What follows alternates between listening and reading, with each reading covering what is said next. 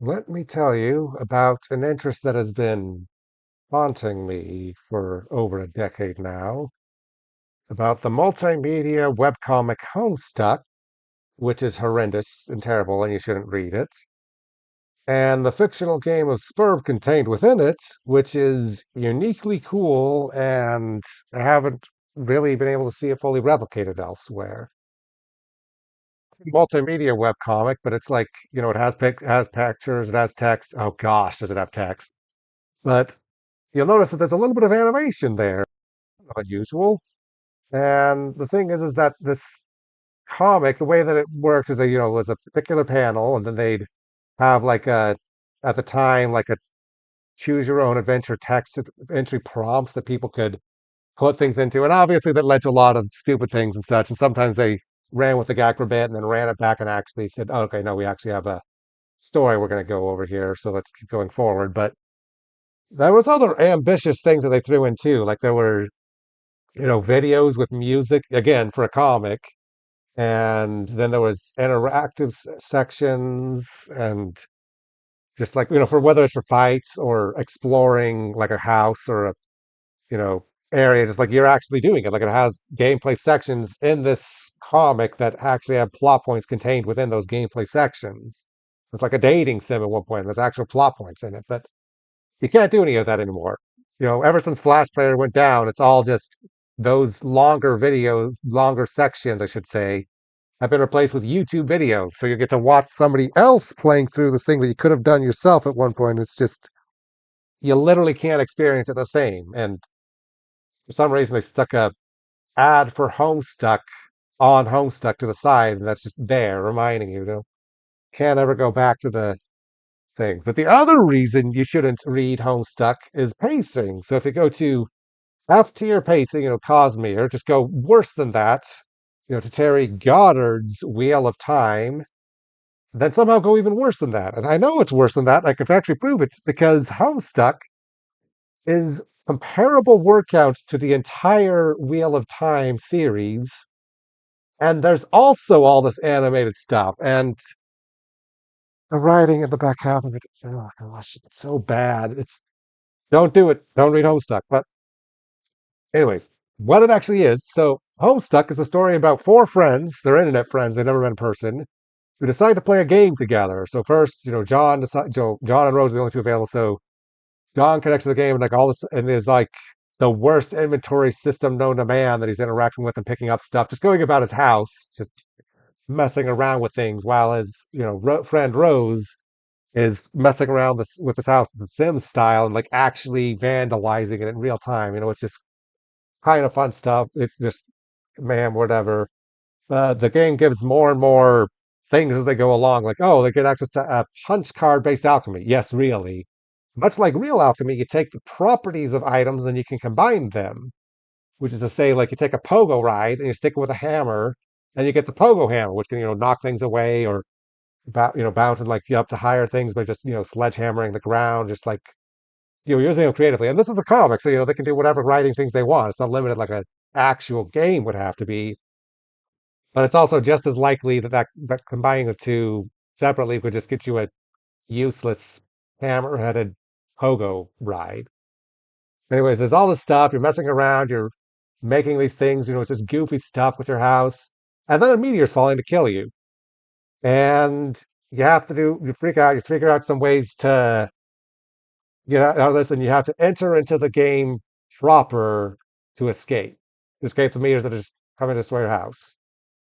And so you're playing the game. So that's how the game of Spur really kind of starts. Each player enters separately, but like after you enter, and you might think the point of this game is to save the world.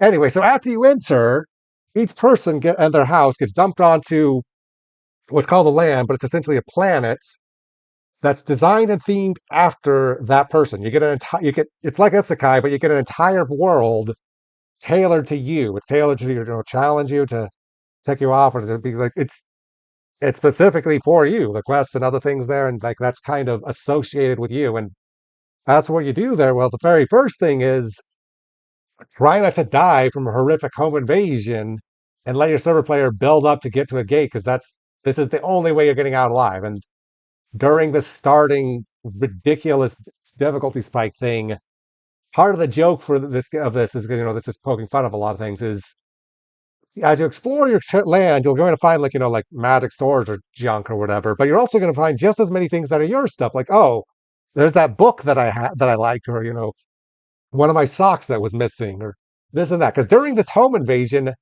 they're pilfering stuff that's going to be things you find throughout the rest of the game, and that's potentially going to be actually useful stuff, but it's just all complete mess things. Anyways, this whole game itself is just filling out character sheet person's dream, like making original characters. Like I haven't seen another fiction that has as much stuff as this does. Like this is a simplified and streamed down template somebody put together. And I'm actually kind of surprised they have such a bland weapon here because, you can make all kinds of Terraria reject stuffs to use, to wear, to wield, have at least three computers strapped onto yourself at all times. And since you can combine literally anything and you have a bunch of stuff around your house you're probably interested in, you can like, do stuff without any fear of lawyers, think make some cool stuff like the Snoop smell you later sword, whatever. Anyways, but part of this is sending all your stupid stuff to cool and important things, but it also is still a story about growing up, or well, not necessarily growing up, but filling out a character arc or role. And half of that role is defined by your class, which so you could say things like, "Oh, the heir is on the most stereotypical hero sort of journey. They're over their head at the very beginning, but they're going to be getting help throughout. Whether from friends or the game itself, or this or that." And if you watch a shonen anime, you know how this is. They're weak at the start, but it's just a show. They're going to be competent in no time. And their downside is they're going to be, all classes have a downside, a fatal flaw, as it were. The downside of the air is they're a stupid fool. Well, that's not really a downside. Not really. You just have to have other people, your friends that you're playing this game with, point you at problems and then they go away. And it works wonderful. And the air is a solid class. But it's not just about like the arc you go through. Your class also defines like a word. Like, for example, the word for night is exploits. And that's just a recurring theme that's going to go up. Like you're going to be fighting and just ground down and worn out and by like at some point when it matters most near the end of the game, you're just gonna break and you're not gonna be able to fight anymore. Night syndrome. Nothing like losing your finest fighter in your darkest hour. Or the like as far as other like on that verb thing, and it kind of ties to that arc thing. Like the prince ends things. They hear about they rescue the dragon, kill the princess, and marry the gold or whatever. The point is they end stuff, or say they destroy stuff. They're going to have a very self-destructive personality. It's you have to look into weird literary interpretations and meta interpretations to figure out what classes are even about. Now this is very much argued about stuff, but there actually is evidence under the surface. Like if you ever done like archetype things for other fandoms, the kind of thinking you're on the right track for. And there's unfortunately with trying to extract the things that are cool and you like it, this is only half of your role, I should mention. Like I'll get to the aspects later, but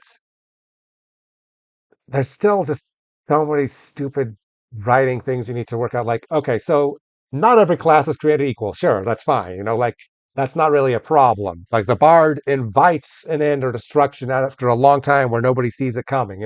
Nobody likes the bard, but at least they do something. Something happens. The page class, as far as I can interpret, means I, Andrew Hussey, the author, have a personal grudge against you. You suck, and you will suck forever because I decided to write you that way. I don't know what my problem was. But, like, see, the aspects, like, for example, the air of breath, the main, John, he's the air of breath, and later he gets control of it, weird stuff. Anyways, like he's not always doing like wind magic and fights or things, but when there's a particularly important moment and that's when the game lets you shine the most, like he needs to access the core of a planet at some point, he uses a tornado to drill his way there because it's necessary and it's a big moment. Like, wow, that's a culmination moment. Like that's a big climactic thing. And the best the Prage gets is beating up a dozen guys with his fists when you've been fighting monsters since the start of this game? Like, why is Page? Anyway, side things is that it also ties into how you have to approach and handle problems. Like the seer class knows stuff, like they're going to advise, they're going to help.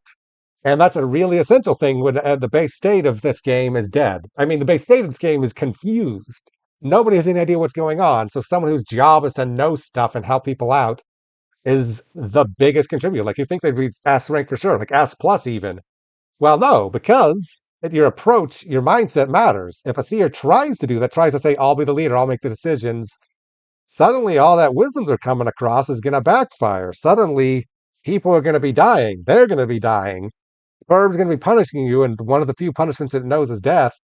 And don't put a seer into S tier, it gets seers killed. But they also still can find things. If you say, oh, hang back, seer, you can't fight, and they whack you over the head, that's actually really great for their role because, they're helping you to be less stupid of a person.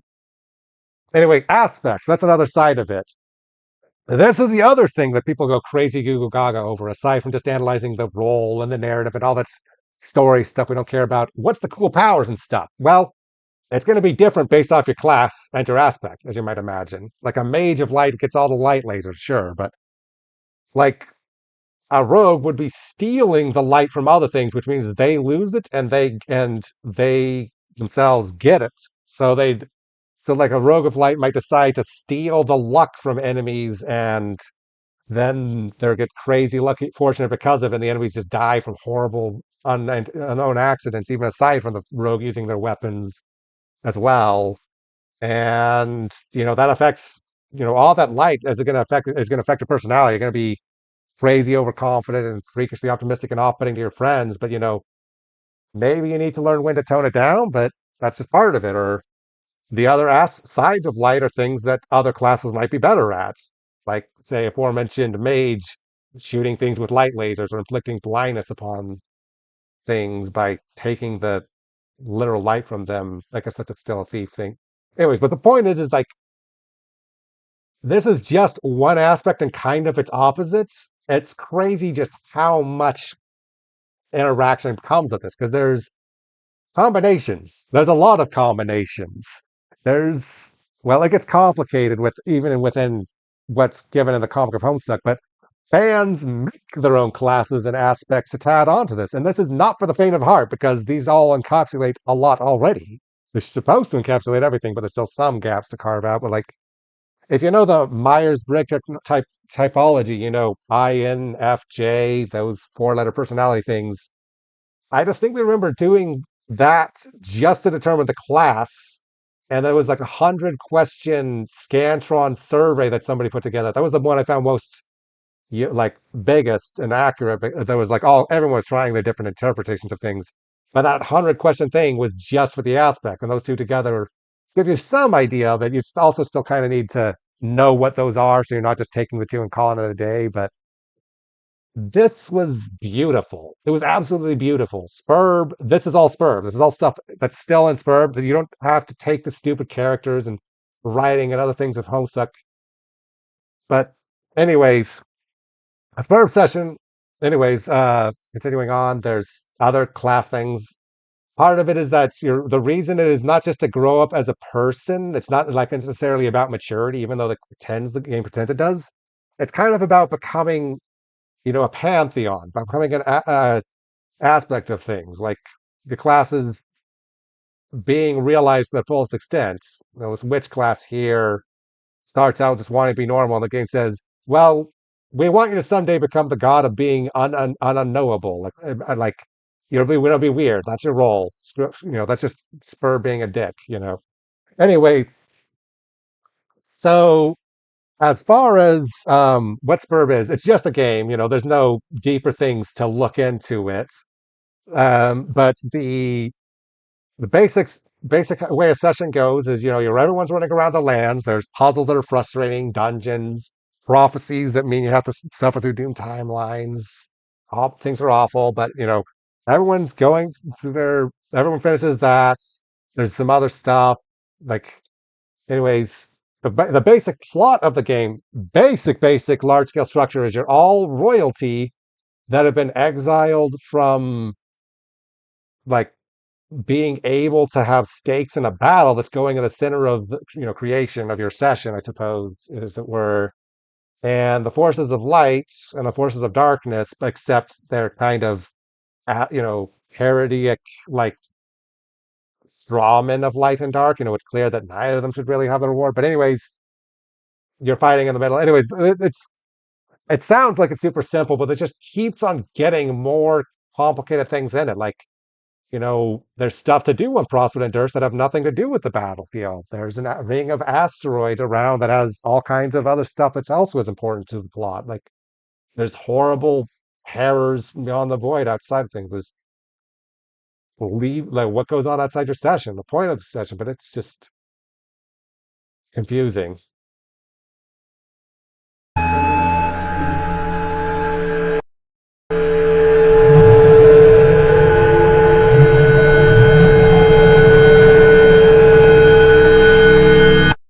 Anyway, aside from creating a universe, getting back to the things we actually care about, but this trauma, bad, sad, that's the stuff we care about most. Forget about humor or happiness or things.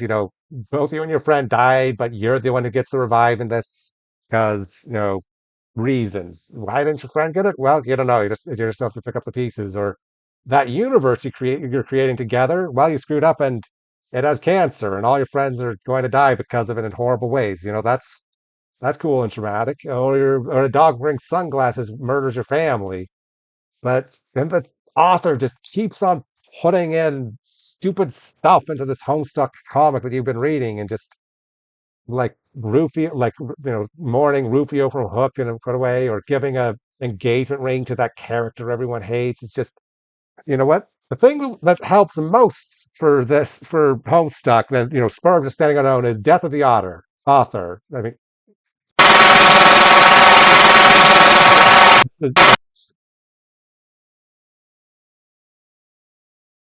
just to read the Spurb glitch back on AO3, don't read Homestuck.